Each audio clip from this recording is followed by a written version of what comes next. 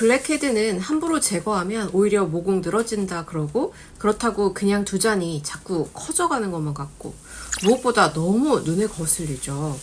모공은 하루라도 빨리 관리해야 나중에 나이 들어서 이 탄력이 떨어졌을 때 모공이 커지고 거기다 늘어지지 않게 관리할 수 있어요. 블랙헤드 관리는 되게 막막한데 막상 해보면 정말 효과가 단번에 나타나고 생각보다 자극 없이 충분히 관리할 수 있습니다. 오늘 블랙헤드를 자극 없이 제거하는 방법과 모공을 관리하는 방법까지 총망라해서 가져왔으니까 영상 꼭 끝까지 보시고 하루라도 빨리 블랙헤드 박멸해 보시기 바랍니다. 제가 중고등학교 때 본격적으로 이 피지 분비가 활성화되면서 블랙헤드가 정말 까맣게 게다가 크게 생기더라고요. 그때는 별 생각 없이 절대 하지 말아야 할 짓을 하고 말았는데요. 바로 이 짜서 뽑복 뽑아내는 짓을 저지르고 말았던 거죠. 근데 이게 이렇게 하면 할수록 더 생기고 문제는 더 크게 생기는 거예요. 그때의 당혹스러움이 아직도 생생한데요. 블랙헤드는 이렇게 자극적인 방법 말고 정말 부드럽게 자연스럽게 피부관리 루틴에 몇 가지만 더하면 충분히 쉽게 관리할 수 있습니다. 자, 먼저 블랙헤드는 피지가 과도하게 분비돼서 모공이 피지를 뿜어내면서 이때 모공이 넓어지고 그렇게 쌓여있던 피지가 공기랑 접촉해서 산화되면서 검게 변하게 됩니다. 이게 검게 변하기 전에는 모공 속에 갇혀있는데 이걸 화이트헤드라고 하죠.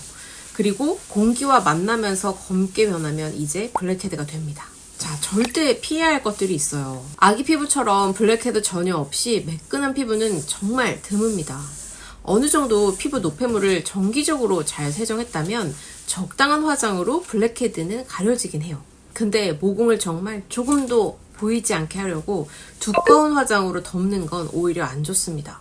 이게 모공을 더 막고 노폐물이 오히려 배출되지 못해서 트러블을 일으킬 수 있거든요. 자, 그리고 반복적으로 너무 잦은 오일 사용과 코팩 사용하는 거. 아마 많은 분들이 블랙헤드 제거를 위해서 선택하는 게 클렌징 오일 아니면 코팩일 거예요.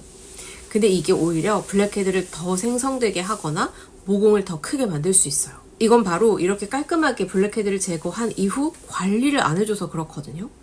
블랙헤드를 제거한 뒤에 모공 관리가 정말 필수적으로 따라와야 합니다.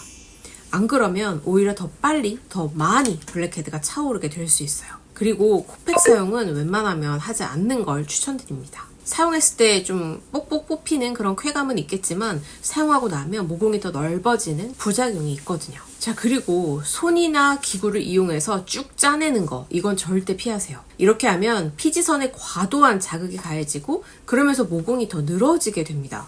그리고 오히려 피지가 더 많이 분비되는 악순환으로 이어질 수도 있으니까 절대 짜내지 마세요. 그러면 어떻게 블랙헤드를 제거하는 게 좋은지 방법을 하나씩 알려드릴게요. 블랙헤드는 피부 타입, 건성이나 지성 상관없이 누구에게나 생길 수 있어요. 스킨케어 성분에도 오일이 들어있는 경우가 많고 우리가 매일 바르는 선크림에도 보통 오일 성분이 들어있습니다. 우리가 매일 스킨케어와 선크림을 바르고 메이크업을 하는 이상 피부에 오일이 더해질 수밖에 없습니다. 그래서 매일 얼마나 효과적으로 이 클렌징을 해주느냐가 결국 블랙헤드 생성에 영향을 주게 되는데요. 블랙헤드는 쉽게 얘기하면 기름이 뭉쳐져서 검게 변한 거죠. 물과 기름은 섞일 수 없죠. 그래서 기름은 기름으로 제거해야 하는데요. 그래서 블랙헤드를 제거하는 가장 좋은 방법은 역시 클렌징 오일을 이용하는 거예요. 다만 클렌징 오일은 너무 자주 사용하면 피부 장벽이 무너져서 매일 사용하는 건 좋지는 않습니다. 비록 블랙헤드 제거를 위해서 코 부위에만 사용한다 해도 매일 사용하는 건 권해드리지 않아요. 그래서 피부가 예민한 분들은 일주일에 2번 정도 블랙헤드가 가장 신경 쓰이는 이 코 부위만 클렌징 오일을 사용해 주시고 일반 피부인 분들은 일주일에 2번은 얼굴 전체를 클렌징 오일로 세안해도 괜찮습니다. 저는 좀 귀찮아서 따로 스팀 타월로 모공을 열고 시작하진 않는데 만약 블랙헤드가 많이 생성돼 있어서 집중 관리가 필요하다 싶으시면 스팀 타월로 모공을 먼저 열어주고 진행하시는 게 좋습니다. 일단 메이크업이 돼 있다면 메이크업을 먼저 지워주시고요. 스팀 타월을 3분 정도 올려줘서 모공을 열어주세요. 만약 홍조가 있거나 예민한 피부라면 스팀 타월 대신 미온수로 몇 번 씻으면서 모공을 여는 작업을 해주셔도 좋습니다. 그리고 코 부분 물기를 닦아주시고요. 물이 묻지 않은 손으로 코 부분을 부드럽게 마사지 해주세요. 블랙헤드를 박멸하겠다 그러면서 너무 강하게 벅벅 문지르시면 안 됩니다. 3, 40초 정도 부드럽게 마사지하면서 이 살살 불려져 있는 모공 속 피지와 블랙헤드를 밖으로 이끌어내는 작업을 하는 거고요.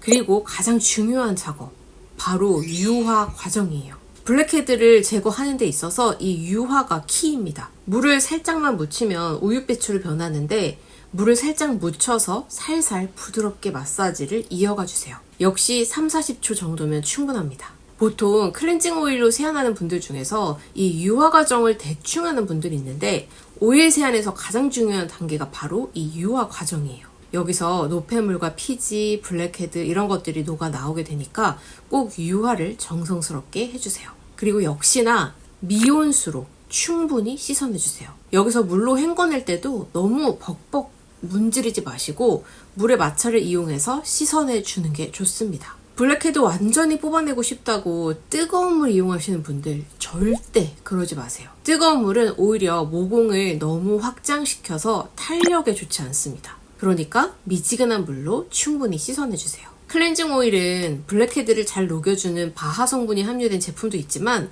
사실 시중에 있는 어떤 오일을 사용하셔도 괜찮아요. 다만 일부 제품들은 유화가 좀 잘 안 되는 경우가 있는데 이런 제품들만 피하시면 됩니다. 저는 마녀공장, 한스킨, 비플레인, 넘버진 다 써봤는데 좀 더 묽은 제형이라서 오일이지만 조금이라도 산뜻한 마무리감을 원하시면 넘버진이나 비플레인 추천드리고요. 마녀공장과 한스킨은 비교적 중간 정도 묽기인 오일입니다. 효과는 이 4가지 제품 모두 세정력, 모공 속 노폐물이나 블랙헤드 제거 다 괜찮았어요. 자, 그리고 클렌징 오일을 사용한 날은 2차 세안을 꼭 해주시는 걸 추천드리는데 클렌징 폼으로 남아있던 잔여 오일을 말끔히 지워내는 게 중요하거든요. 클렌징 오일을 사용하셨다가 얼굴에 트러블이 나거나 좁쌀 여드름이 올라와서 고생하셨던 분들 흔치 않게 볼 수 있는데요.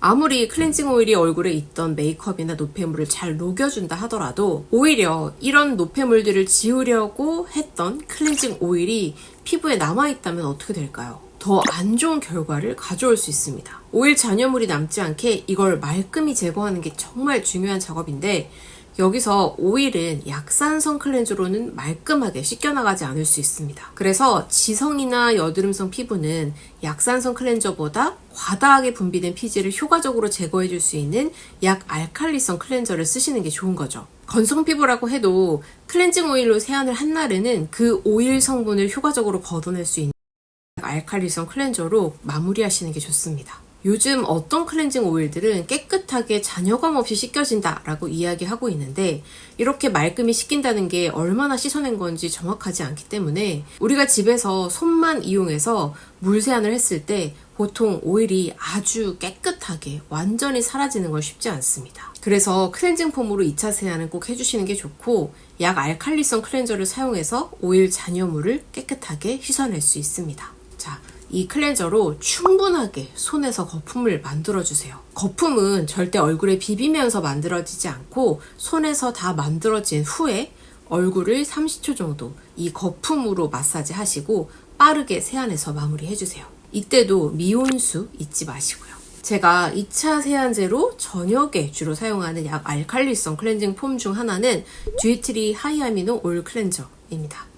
일단 거품이 풍성하게 잘 나고 약 알칼리성인데 씻고 나서 당김이 많이 없어서 편안하더라고요. 그리고 넘버진 2번 딥클린 생크림 클렌징 폼, 이즈앤트리 어니언 뉴페어 클렌징 폼도 약 알칼리성 클렌징 폼 중에서는 당김이 많이 없이 마무리되는 편이라서 만족스럽게 사용했습니다. 너무 뽀드득하게 씻기지 않는, 물기를 닦자마자 얼굴이 극심하게 당기는 그런 약 알칼리성 클렌징 폼이 아니라면 모두 괜찮습니다. 자, 이 정도면 블랙헤드는 어느 정도 제거가 됩니다. 근데 이 다음이 정말 중요합니다. 바로 스킨케어죠. 모공 수축이 핵심인데요. 많이들 오해하시는 게 이렇게 블랙헤드를 제거하고 바로 하는 스킨케어는 강력한 모공 케어 제품을 사용해야 한다고 생각하실 수 있어요. 근데 모공 수축팩이든 패드든 한 번 사용한다고 해서 커졌던 모공이 단번에 수축되고 그게 유지되진 않습니다. 한번 커지고 늘어진 모공을 단시일 내에 줄어들게 하는 건 어렵지만 시간을 들여서 모공 케어와 탄력 케어에 신경을 써주는 게 중요하죠. 일단 블랙헤드는 한번 제거했다고 다시 안 생기리란 법은 없습니다. 따라서 제가 말씀드린 방법으로 일주일에 2번만 해보세요. 그러면 전보다는 확실히 블랙헤드가 고민될 정도로 생기는 일은 거의 없을 거예요. 그리고 이렇게 블랙헤드 제거 클렌징을 한 날에는 적어도 이 코 부위와 이 주변에 너무 과한 유분을 주는 건 좋지 않습니다. 가장 쉽게 할 수 있는 건 집에 있는 산뜻한 토너나 토너 패드로 정돈을 해주는 건데요. 저는 이때 주로 사용하는 건 닥터지 레드 블레미쉬 클리어 수딩 토너입니다. 아하와 바하 성분이 들어있어서 피지 관리를 해주고 진정 효과도 있어서 닥토로 사용해서 피부결을 한 번 더 정돈해주고 있습니다. 그리고 패드는 메디큐브 제로 모공 패드도 자주 사용합니다. 피지를 한번 정리해주고 모공을 조여주는 효과가 좋아서 아무래도 블랙헤드 제거 한 날에는 가장 손이 많이 가는 제품이에요. 블랙헤드를 제거한 날 스킨케어에서 제가 가장 신경 쓰는 건 바로 모공 수축이나 피지 컨트롤 이런 것도 아니고요. 보습입니다. 유분감 거의 느껴지지 않고 수분으로 좀 충전시키려고 노력을 하는데요. 고분자, 중분자, 저분자 히알루론산 5가지가 탄탄하게 채워줘서 수분으로 피부를 좀 조여주는 토리든 다이브인 저분자 히알루론산 세럼 괜찮습니다. 세럼 단계에서 가볍게 수분을 채우는 제품을 사용했다면 크림은 재생과 모공 탄력에 집중하는 게 더 좋습니다. 그 중에서 PDRN은 재생으로 알려진 성분이죠. 이 PDRN에 대해서는 지난 영상에서 말씀드렸었는데 도움되는 내용이 많으니까 여기 링크에 있는 PDRN 영상도 함께 참고해주세요. 더보기란에도 링크 남겨두겠습니다. 오일을 아무리 부드럽게 사용했다 해도 피부 장벽이 손상되거나 약해졌을 수 있어서 제가 주로 바르는 건 에스트라 리제덤 365 캡슐 크림이에요. 세콜지 장벽 케어 성분이랑 PDRN 컴플렉스가 21% 함유되어 있고 장벽과 탄력을 모두 케어해주는 더마 타이트닝 베리어 캡슐이 함께 들어있어서 모공관리 후에 바르기에 이만한 크림도 없었던 것 같아서 최근에는 가장 많이 사용하고 있는 제품입니다. 블랙헤드는 결국 피지 관리를 미루고 미뤄서 쌓인 결과물일 수 있어요. 그리고 이렇게 이미 생겨버린 블랙헤드를 한 방에 해결하려고 하는 코팩 사용이나 물리적으로 제거하는 이런 방법은 오히려 더 피부를 악화시킨다는 거 잊지 마시고요. 사실 정말 간단하게 블랙헤드와 모공을 관리할 수 있으니까 오늘 알려드리는 방법 꼭 한번 사용해보세요. 블랙헤드는 제거보다 최대한 안 생기게 방지하고 모공을 관리해주는 게 무엇보다 중요합니다. 오늘 영상 도움되셨다면 구독, 좋아요 눌러주시면 제게 큰 힘이 됩니다. 저는 더 도움되는 다음 영상으로 찾아올게요. 감사합니다.